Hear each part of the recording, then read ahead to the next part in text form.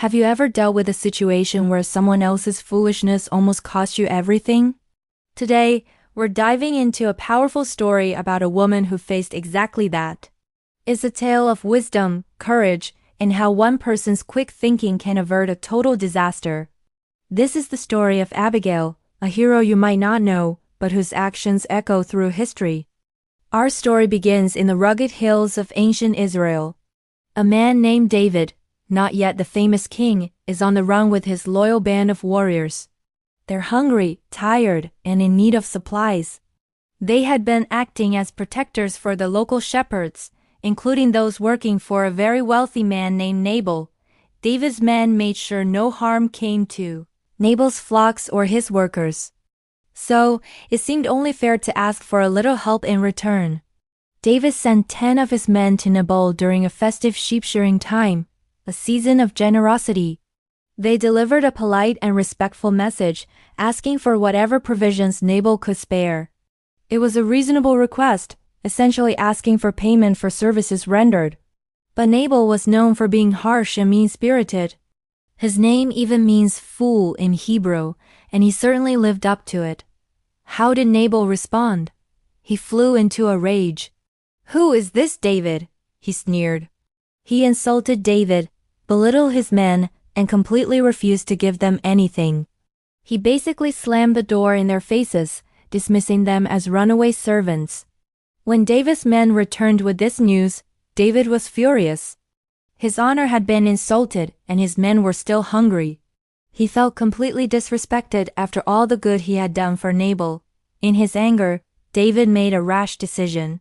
He gathered 400 of his armed soldiers and set out with a vow to destroy Nabal and every male in his household by morning. An entire community was now on the brink of annihilation because of one man's arrogance and greed. It was a terrifying, high-stakes situation, and it looked like there was no way to stop the impending bloodshed. A servant, knowing the disaster that was about to unfold, ran straight to Nabal's wife, Abigail. The servant explained everything, how David's men had protected them, and how Nabal had repaid their kindness with insults. He told her, "Disaster is hanging over our master and his whole household." He knew Nabal was too stubborn to listen to reason. The fate of everyone now rested on Abigail's shoulders. This is where our story turns. Abigail didn't panic. She didn't waste time trying to reason with her foolish husband. She acted, and she acted fast. She quickly gathered an enormous amount of provisions: bread, wine, sheep, roasted grain, raisins, and fig cakes. She loaded them onto donkeys and sent them ahead with her servants to meet David on the road. She didn't even tell Nabal what she was doing. She knew what needed to be done to save her people, and she took charge.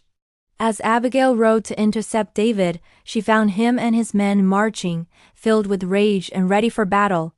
What happened next is a masterclass in diplomacy and humility. She got off her donkey and bowed low to the ground before David. She took full responsibility for her husband's actions, even though it wasn't her fault. "Please, my lord," she said, "let the blame be on me." She respectfully told David not to pay any attention to her worthless husband, Nabal. She then presented the generous gift she had brought, not as a payment, but as a blessing for him and his men. More than that, she spoke with incredible wisdom. She reminded David of his higher calling from God. She appealed to his better nature, urging him not to have the regret of shedding innocent blood on his conscience when he finally became king. Her words were like water on a fire. David was stunned. Her courage, her humility, and her wise counsel completely disarmed him. He realized she was right. He saw that God had sent her to stop him from doing something terrible. He accepted her gift and her apologies, saying, "Praise be to the Lord, the God of Israel, who has sent you today to meet me.